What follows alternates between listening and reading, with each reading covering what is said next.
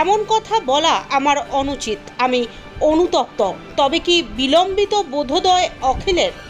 গতকাল পূর্ব মেদিনীপুর জেলার তাজপুরে বন দফতরের জায়গায় দোকান বসানোকে কেন্দ্র করে উত্তপ্ত হয়ে উঠেছিল গোটা এলাকা। মহিলা রেঞ্জ অফিসারকে কটু কথা বলে রাজ্য রাজনীতির চর্চায় উঠে এসেছিলেন রাজ্যের কারামন্ত্রী অখিল গিরি। একের পর এক অশালীন কথা বলার পর অবশেষে অনুতপ্ত মন্ত্রী তথা রামনগরের বিধায়ক অখিল গিরি। রবিবার তিনি জানান, আমি রাগান্বিত হয়ে উত্তেজিতভাবে যে কথা বলেছি সেটা অনুচিত।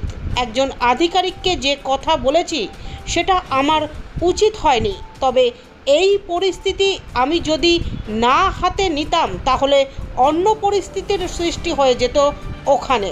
তিনি আরও বলেন, বলি আপনি যাই হোক, আমার একটু রাগান্বিতভাবে আমি উত্তেজিত হয়ে যে কথাটা বলেছি সে কথাটা বলা অনুচিত। একজন আধিকারিককে যে কথাটা বলেছে সেটা আমি নিশ্চিতভাবে এটা বলা আমার ঠিক হয়নি।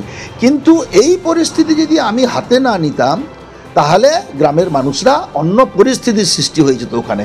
একেবারে 300-400 লোক ঝাঁপিয়ে পড়বে একেবারে, যে ওর কথাবার্তাটা ঠিক নয়। এবং ওই এখন বর্তমান যে রেঞ্জার এখানে কন্টাইতে যা আছে, ওকে কোনো জেলা প্রশাসন পর্যন্ত কেউ ওকে পছন্দ করে না কথাবার্তায়। ওই পরিস্থিতিটা জটিল করেছে। আমাদের কিছু নয়, হয়তো আমি মিনিস্টার হিসাবে দায়িত্বশীল একজন মন্ত্রিসভার সদস্য হিসাবে আমার হয়তো ওই কথাটা বলা ঠিক হয়নি। এটা আমি পরবর্তীকালে আমি নিজেই দুঃখ পেয়েছি যে নিশ্চিত আধিকারিককে বলা ঠিক হয়নি। কিন্তু ও পুলিশ প্রশাসন তাকে বুঝাবার চেষ্টা করছে, তার সে কথাও এই রেঞ্জার শুনেনি। এই রেঞ্জারের জন্য এই পরিস্থিতি সৃষ্টি হয়েছে। গতকাল কি কুণাল ঘোষ একটি টুইট করেছিলেন যেখানে উনি বলেছেন আপনার এটা করা অনুচিত হয়েছে, কিংবা দল কি আপনার পাশে দাঁড়াচ্ছে বা দল কি আপনাকে ক্ষমা চাইতে বলেছে? দেখুন, উনি দলের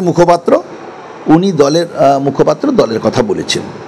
আমি মনে করি যে উনি দলের কথাই বলেছেন, তাতে অসুবিধা কিছু নেই। উনি ওনার কথা বলেছেন।